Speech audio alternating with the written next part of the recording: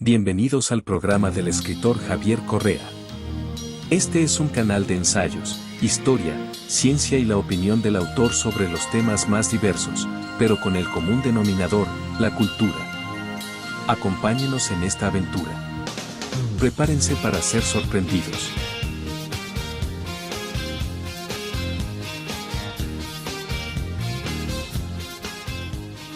¿Qué tal? Muy buenos días. Yo soy Javier Correa Robles de la Barca Rico de Martínez de Brasil.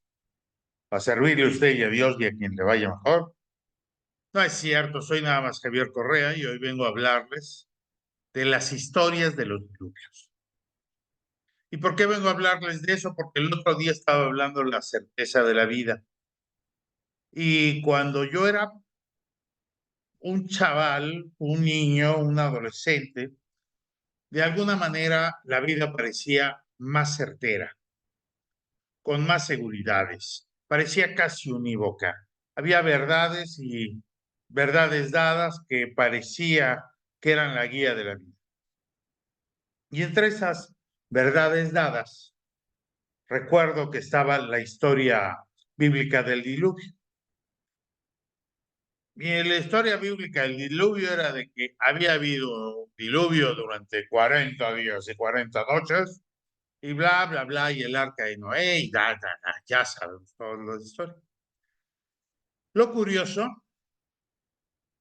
es que, bueno, hay un diluvio universal, supuestamente en la Biblia, para los que no sean católicos, apostólicos y romanos. Dios está muy a disgusto con la humanidad y decide hacer un borrón y cuenta nueva. Esto, ahorita lo vamos a ver, no es exclusivo del pensamiento católico, de esta parte, es una constante alrededor del mundo esta creencia de los reinicios para hacer algo mejor, para hacer una humanidad mejor. Y entonces Dios decide, me los voy a ejecutar a todos, los mataré, pero voy a salvar a Noé, a su familia. Y entonces le habla a Noé, le dice, vas a construir un arca, bla, bla, bla, bla, bla, con estas dimensiones, así, así, así. Y ahí en la Biblia le dice, y vas a meter a 2 especímenes de cada uno. 2 jirafas, 2 elefantes, 2 perros, 2 gatos, bla, bla, bla, bla, para que luego salgan y se reproduzcan y bla, bla. Y así lo hace en la historia, ¿no? Aunque en la misma Biblia, unos capítulos más adelante, viene una, viene una referencia también al arca de Noé, donde Dios le dice, en vez le dice que en lugar de meter a 2, va a meter a 7 de cada especie. 3 parejas y un no. ¿Por qué? ¿Quién sabe? Pero bueno, si en la misma versión ya tenemos un conflicto de qué fue lo que pasó. Ahora se imaginarán, y es esa, bueno, y ya se suben a la barca, o Noé sube a los animales, 2 o 7, según la parte de la Biblia que ustedes prefieran, y se espera durante 40 días y 40 noches hasta que manda un cuervito, y el cuervito en una de esas ya regresa con una planta en la boca, lo que quiere decir que los niveles del agua han bajado y que pueden volver a la tierra, a repoblarla y a volver a empezar. Esa es la historia bíblica del diluvio. Pero en todas las culturas ha habido este pensamiento cíclico, este pensamiento que cíclicamente los dioses destruyen a la humanidad y luego la vuelven a hacer en una mejor versión. El Popol Vuh habla de esto, de los hombres de madera, de bla, bla, bla, bla, bla, bla. Los aztecas tenían esta creencia, perdón, de que cada 52 años los dioses decidían si destruían al mundo o no, y durante 5 días esperaban el veredicto de los dioses, estos llamados días asiagos. Si a los 5 días, después de los 52 años que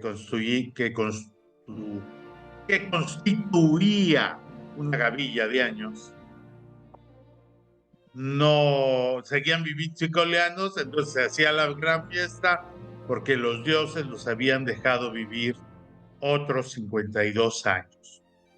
Es un poquito también lo del Yom Kippur y el pensamiento judío al respecto, que cada año Dios hace un juicio de valor personal y si encuentra que la persona tuvo los suficientes méritos, lo deja vivir otro año. Este pensamiento está enraizado en India, en África, América, Europa, todos. Es parte del pensamiento cíclico que tenemos, que ya trataremos en otra ocasión de dónde viene el pensamiento cíclico. Es muy fácil.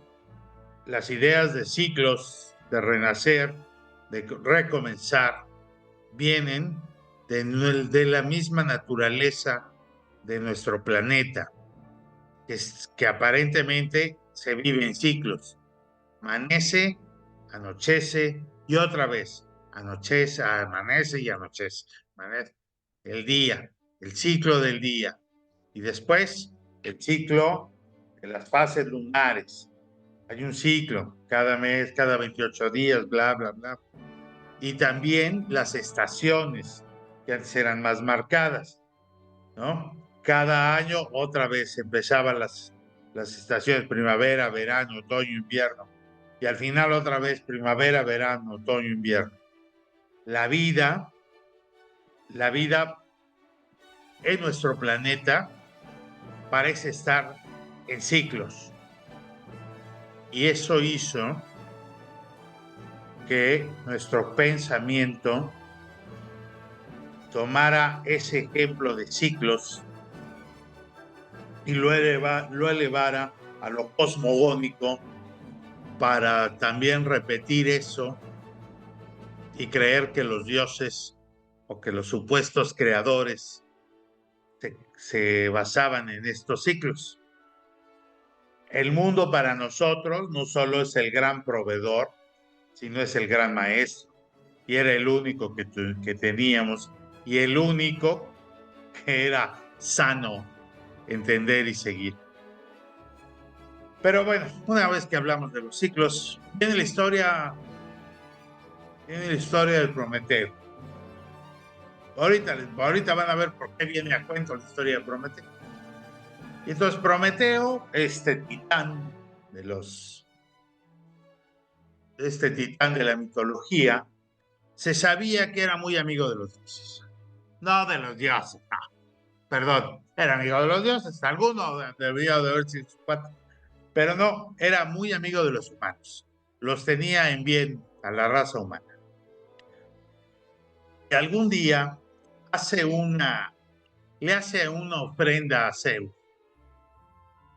Entonces mata un buey y lo divide en dos. Y en un lado pone la carne y las vísceras, y en el otro pone los huesos y la grasa. Y entonces le dice a Zeus: ¿tú qué mitad quieres? La otra se lo voy a dar a los humanos. Y entonces Zeus, al ver la grasa en uno de los bultos, cree que ahí va a estar la carne, que va a estar más jugoso y todo. Porque también es un hecho que los dioses, como nosotros, son de buen apetito y buen diente. Y entonces ya escoge su bulto Zeus, se va, Prometeo agarra el otro y se los da a los humanos. Cuando Zeus está preparado para darse el festín, ve que la parte que escogió, si bien sí tiene grasa, está llena de los huesos. Las vísceras y las carnes se las dio a los humanos. Y esto enoja al supremo Zeus, al veleidoso Zeus, al voluntarioso Zeus, que nunca es inteligente, pero sí es irascible. Y entonces Zeus monta en cólera, hace su berrinchito, y en su berrinche les quita el sol a los humanos y el fuego. No el sol, nada más el uso del fuego, perdón. Nada más les quita el uso del fuego. Luego sucede que Prometeo, cuando ve que no tienen fuego, va y se lo roba para volvérselos a entregar.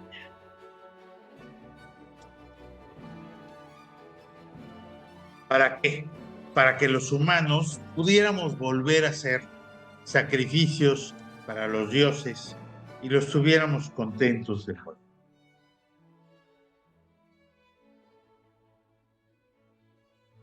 Zeus, violento como es, corajudo como él solo, como niño caprichoso, castiga a Prometeo. Lo encadena en una roca en algún lugar del Cáucaso, así como en algún lugar de la Mancha, de cuyo nombre no quiero acordarme. No mucho tiempo que vivió un hidalgo caballero, de los de Lance Astillero, Adarga Antigua, Rocín Flaco y Galgo Corredor. Una olla más vaca que carnero, salpicón las más noches, duelos y quebrantos los sábados, lentejas los viernes y un palomino de añadidura los domingos formaban las 2/3 partes de su. ¿Sí? Así manda, así castiga a Prometeo en algún lugar del Cáucaso, de cuyo nombre no lo sabemos. Y lo condena a que diario un águila llegue volando y ¡paz! Le pique el hígado, ¡paz! Le pique el hígado, ¡paz! Le pique el hígado, y al día siguiente otra vez se renueve. Y así es un martirio sin fin. Pero Zeus, que no olvida fácilmente, hace que Hefesto, que en algunas partes aparece como el dios del fuego, cree a una mujer y le dé el hálito de vida y se la manda al hermano de Prometeo, porque el hermano de Prometeo guarda esta cajita que todavía no se llama la caja de Pandora, donde están todos los males de la humanidad. Entonces manda a la mujer para que seduzca al hermano de Prometeo, obtenga la caja y abrirla para que sufran los males. No, Zeus era canela pura. Y candela pura, pues, su principal arma era el trueno. Pero el hermano de Prometeo le dice nanay, no, y la manda a freír espárrago. Esta mujer acaba casándose con Zeus. Ya adivinarán que la mujer se llamaba Pandora, y desde entonces la cajita se llamó la caja de Pandora, que al final del cuento la recupera Pandora. Perdón, pero bueno, sigamos con la historia de nuestro paladín Prometeo. Y entonces está Prometeo en su tortura, y un día pasa caminando Heracles Heracles es uno de los hijos de Zeus. Y entonces saca su arco, saca su flecha, ve al águila y ¡paz! La mata. La mata y libera a Prometeo. Y entonces Prometeo es libre. Zeus, cuando se entera que lo liberó y que mató al águila, perdona a Heracles porque es una hazaña digna de su hijo haber matado a aquel águila fantástica y haber liberado a Prometeo. Y ahí acaba el martirio de Prometeo y el fuego regresa a la humanidad. ¿Por qué empezamos con este rollo de Prometeo? Porque Prometeo tiene un hijo que se llama Deucalión. Y este Deucalión le toca otro berrinche de Zeus, y Zeus quiere acabar al mundo otra vez. Quiere acabar al mundo hundiéndolo. Y entonces Prometeo le aconseja a su hijo Deucalión que construya una barca para sobrevivir la inundación, el diluvio que va a mandar Zeus. Y así lo hace. Pero a diferencia del diluvio católico, apostólico y romano,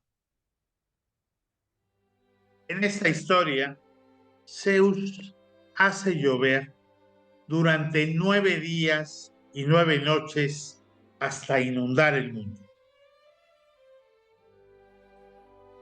Solo se salvan poquitos, algunos que suben a los picos de las montañas, y por supuesto, Deucalión, los animales que iban con él y las gentes que iban con él.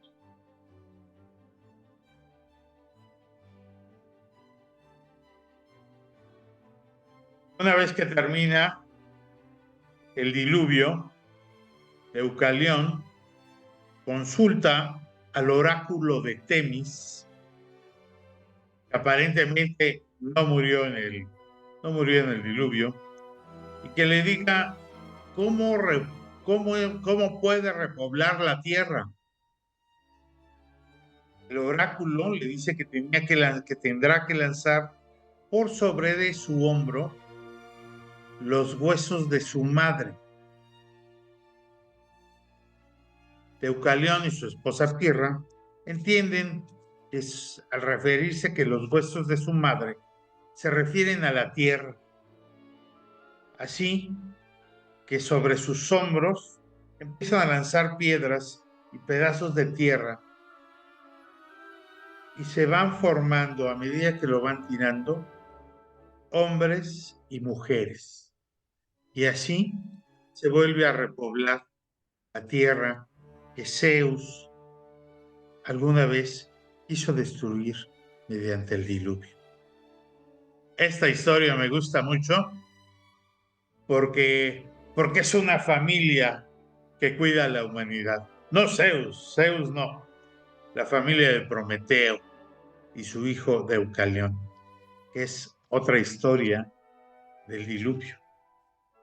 Esa es mi favorita. Esta historia del diluvio es mi favorita. Pero también, bueno, hay varias, hay muchísimas. Aquí el precepto de estas historias diluvianas es que la gente estaba en una reunión, estaba en una reunión,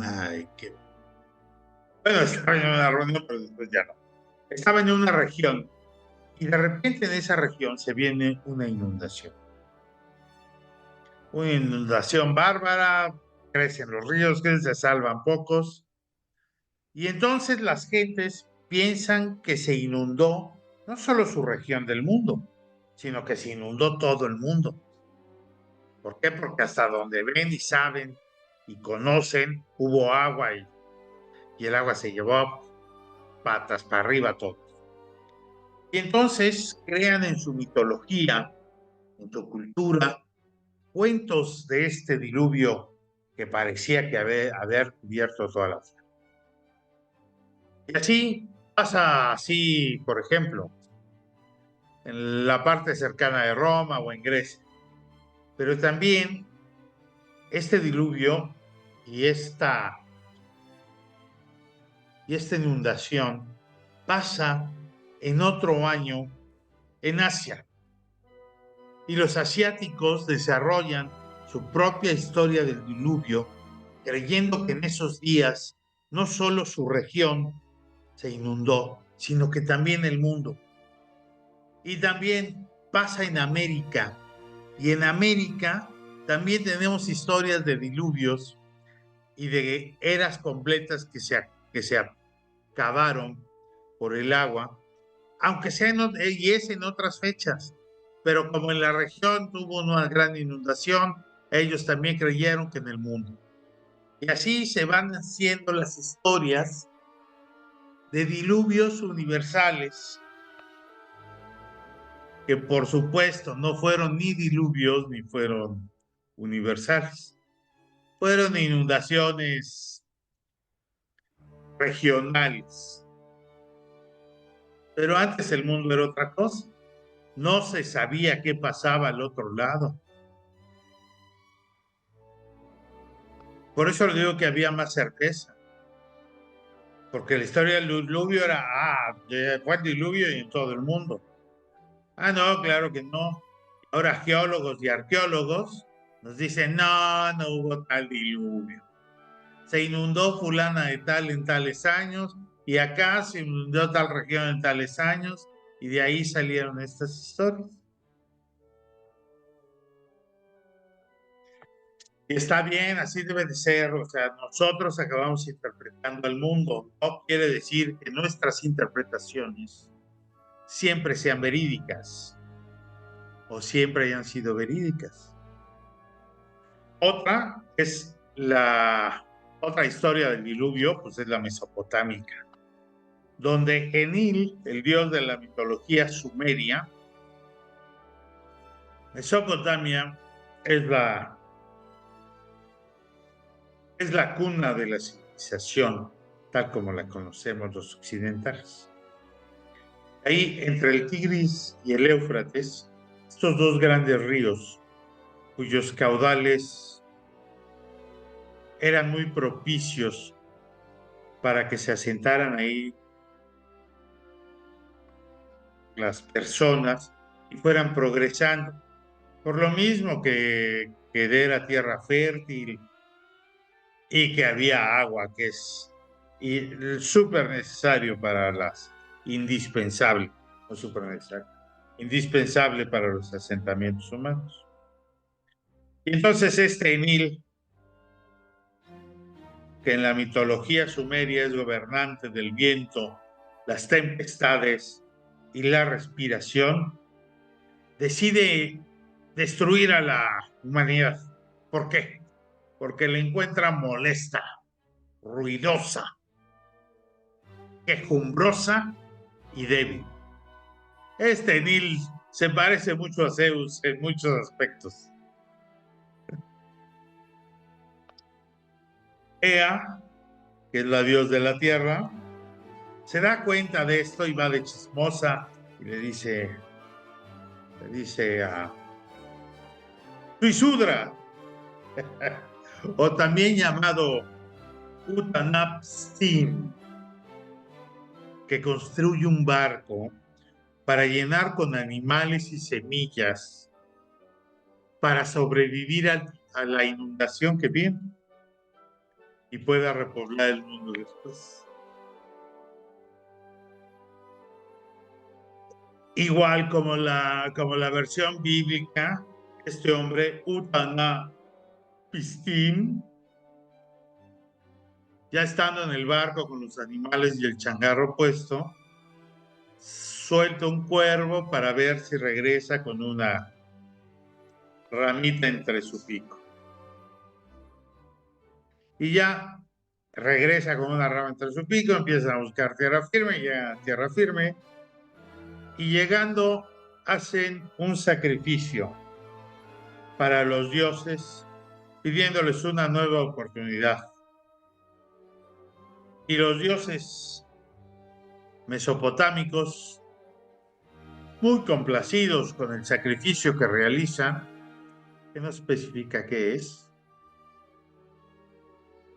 conceden la oportunidad de volver a vivir y repoblar el mundo.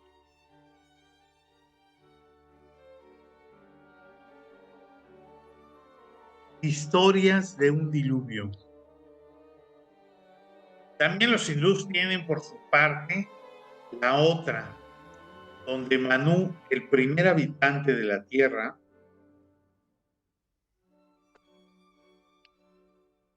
va por agua para asearse y encuentra un pez que le habla. Y el pez le dice que si lo cuida debidamente, lo va a salvar del diluvio que viene. Manú, llegado el día, lo cuida según las propias instrucciones del pez y lo deja libre en el mar. Cuando lo deja libre en el mar, le dice que tiene que construir un barco, abordarlo cuando el agua crezca, y el pez remolca esta arca y se la va llevando hacia las montañas más al norte, las más septentrionales.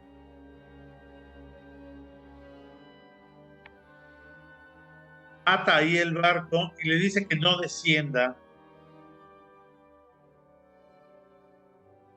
hasta que él se lo vuelva a decir.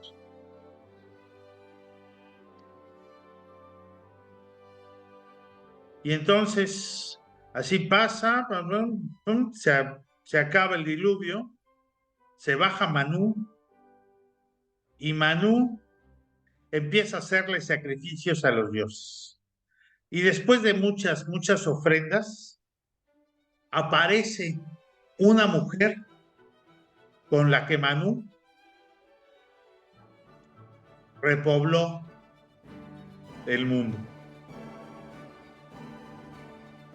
Antes la vida era más sencilla, daban un par de peleas para repoblar el mundo. Una pareja, Adán y Eva, la que ustedes nombren. Y además, o sea, además de estas historias, digo, para no hacer de esto un cuento de antropología, hay historias en Australia, en Nueva Guinea, en Melanesia, en Polinesia, en Micronesia, en Sudamérica, en México, en Mesoamérica, en América del Norte, en África, etc. Quien tenga una curiosidad insana o sana por las historias de los diluvios, puede consultar dos obras que yo creo que ahí viene la mayoría de los ejemplos. El folclore en el Antiguo Testamento de George Fraser, y también en otra obra de él llamada La Rama Dorada. Es la misma historia que la del diluvio católico, que encierra este pensamiento cíclico de que los dioses nunca están conformes con nosotros, nos destruyen, y una vez que nos destruyen, nos dan la oportunidad de volver a empezar, un recomienzo, un nuevo empezar. Y es nuestro pensamiento siempre, sempiterno. Llega el año nuevo y es una nueva oportunidad, puede ser un borrón de cuenta nueva, hacemos propósitos, prospectos, todo. El pensamiento cíclico nos acompaña porque, como les decía, la naturaleza opera cíclicamente y parece ser la fórmula de la vida. Y como el mundo no solo es el gran proveedor para los humanos, sino es el gran maestro, de él inferimos cómo son las cosas. Y magnificamos y glorificamos estos procesos para crear nuestros panteones de dioses y hacernos nosotros divinos. Hasta aquí lo del diluvio, Los pero esperamos en les el voy a próximo contar. programa con la opinión del escritor Javier Correa y su particular visión de las cosas y de la vida. Acompáñenos en temas simpáticos, en relatos extraordinarios, en sus análisis históricos. Gracias.